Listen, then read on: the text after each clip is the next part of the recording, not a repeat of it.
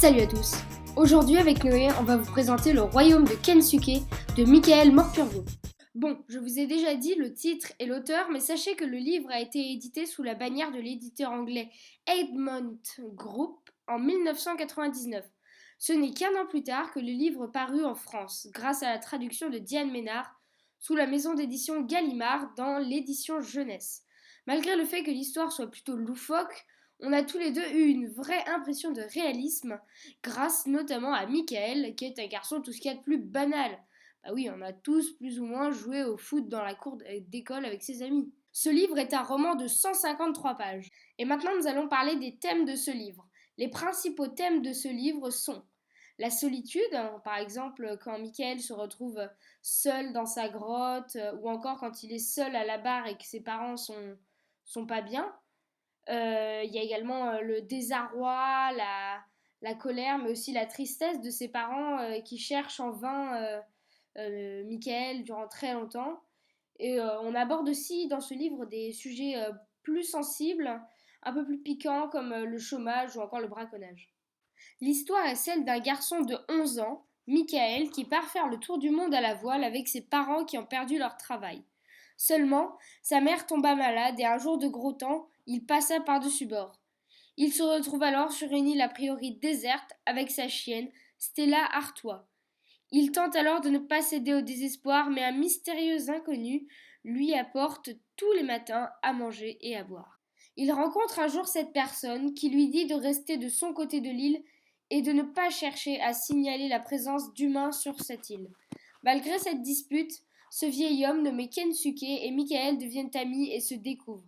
Michael apprend alors que Kensuke est un rescapé de l'attaque à la bombe atomique à Nagasaki au Japon et que toute sa famille est très certainement morte à la suite de cela.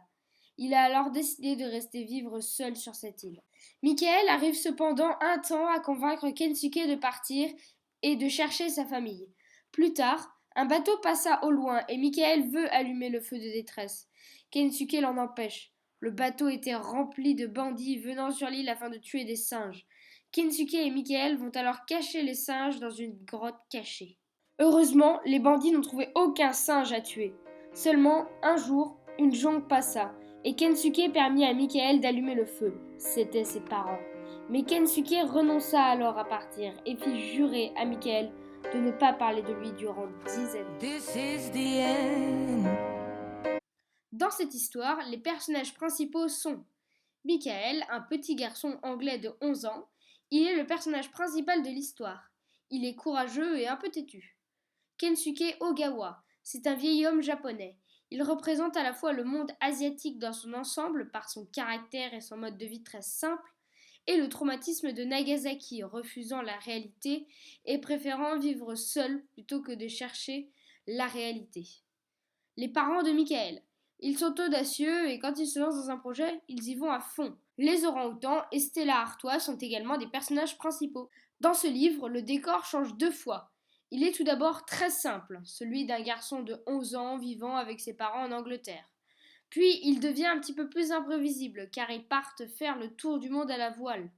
Enfin, lorsque Michael s'échoue, il atterrit dans un univers inconnu et hostile où il est tout d'abord seul, puis accompagné d'une personne pour qui cet univers n'est plus hostile mais familier. L'auteur utilise surtout des phrases courtes, mais le rythme est assez lent, car l'auteur nous informe de beaucoup de détails qui nous renseignent sur le quotidien de Michael, que ce soit sur l'île, sur le bateau ou même chez lui. Voici une citation qui nous a marqués. Je scrutais l'horizon. S'il y avait une voile quelque part sur la mer, je ne pourrais pas la voir avec cette brume de chaleur. Puis je réalisais que même si j'arrivais à voir un bateau, je ne pourrais pas faire grand-chose. À travers cette œuvre, nous pensons que l'auteur a voulu montrer qu'il ne faut pas se fier aux apparences. Kensuke semblait au début du récit quelqu'un d'arrogant, de méchant, voire d'égoïste. On découvre ensuite qu'il avait ses raisons d'agir ainsi. L'auteur veut aussi nous délivrer un message d'espoir. Et même lorsque tout semble perdu, il y a toujours une solution. Nous avons tous les deux beaucoup aimé cette œuvre. Pour justifier, on va le faire personnellement. Pour moi, c'est le sentiment de réalisme qui m'a fait beaucoup aimer cette œuvre. Car j'avais déjà lu Robinson Crusoe et j'avais pas trop accroché. Parce que ça me semblait un peu fou et irréaliste, ce que je n'aime pas du tout. Alors que là, on avait certes un roman d'aventure, comme Robinson Crusoe, mais où ça me semblait un peu plus plausible déjà. J'ai beaucoup apprécié ce livre car c'est une très belle aventure et qui à la fin est extrêmement émouvante. Et voilà, c'est la fin de notre fiche de lecture sous forme de vidéo. J'aimerais beaucoup remercier Noé parce que c'est lui qui a écrit toute la fiche de lecture, le contenu. Ensuite, c'est moi, j'ai réécrit tout ça pour un format un peu plus vidéo. Faut savoir qu'on peut pas lire une fiche de lecture brute comme ça.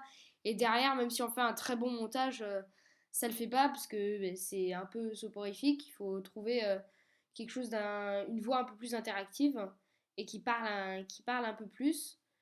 Voilà, moi j'ai fait ensuite donc le montage et la voix. Je pense que le format vidéo est quelque chose de bien pour la fiche de lecture parce que ça permet de donner quelque chose qui à la base n'est pas hyper simple quand même. C'est de la littérature, phrases courtes, phrases longues, nanana, de justifier assez facilement par des images, par des petits dessins, des petites annotations, voilà. Et j'espère que ça vous plaira. Merci.